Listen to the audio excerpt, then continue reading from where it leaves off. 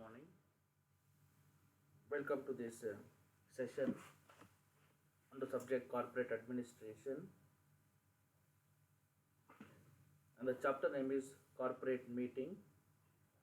Under this corporate meeting, we'll be discussing the topic called extraordinary general meeting, AGM part 1. This is Chand Pasha. In my earlier video sessions, we have discussed about AGM part 1 and part 2. In this session, we'll be discussing EGM, Extraordinary General Meeting Part 1. Remember friends, we are discussing meetings of shareholder. We have 4 categories of meetings of shareholder: statutory meeting, annual general meeting, which we have discussed in the earlier sessions. In this session, we will be discussing about extraordinary general meeting. Now, what is this EGM? Extraordinary general meeting. Matters requiring immediate consideration by the members, which cannot be deferred or delayed till the next AGM. To meet such emergency, the company can provide for holding an emergency meeting of the members, which is known as extraordinary general meeting. The name itself suggests us extraordinary AGM, mean to say those matters which cannot be taken or discussed till AGM, those emergency discussion or emergency matters which requires immediate meetings to be conducted, such meetings are called as extraordinary general meeting. Regulation 42 of the table F provides that all general meeting other than AGM shall be called as extraordinary general meeting, and all the business which are transacted at extraordinary general meeting shall be deemed to be a special. Yes, all the discussion to be conducted in AGM are is of special matters. Extraordinary meeting is a general meeting which is held in between two AGMs. Let us discuss now what provisions covers extraordinary AGM.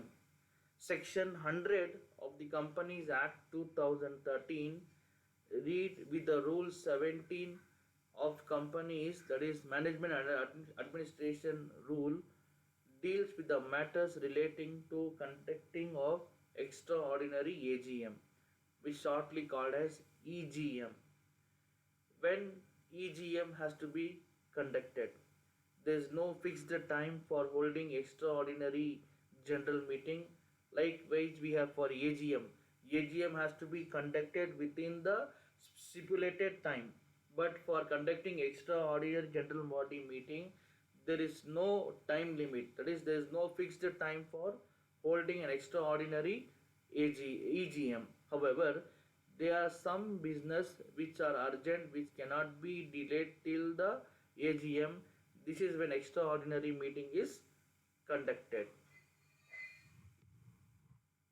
What are the matters or the business that are transacted in EGM?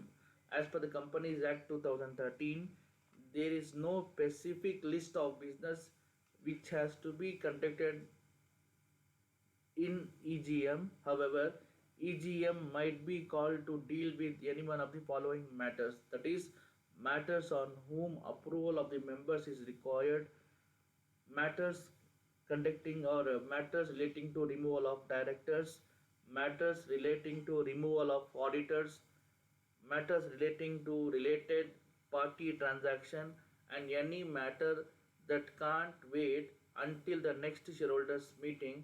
Those matters can be discussed in EGM. When is the notice of EGM has to be served? The notice of EGM has to be given at least 21 days before the meeting called called for this AGM. What are the important matters relating to the EGM? That is, EGM can be called by the company or It can be called by the requisition made in case of the company having the share capital, or in case if the company not having the share capital. Is there any form or written in respect of holding AGM? Yes, as per the Companies Act 2013, there are no forms or no returns which has to be filed for conducting or holding an EGM.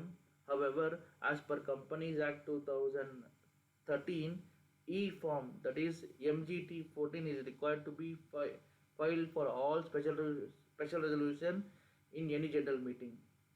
And what is the penalty for not following the provisions in EGM? We have also seen this penalty when we are discussing AGM.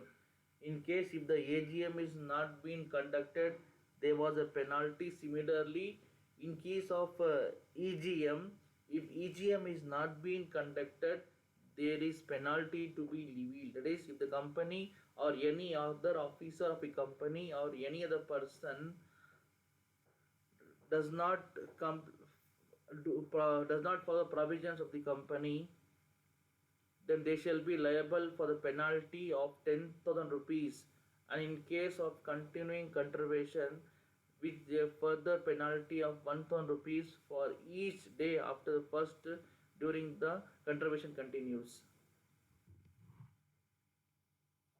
That's all we have discussed this in this AGM meeting. Thank you.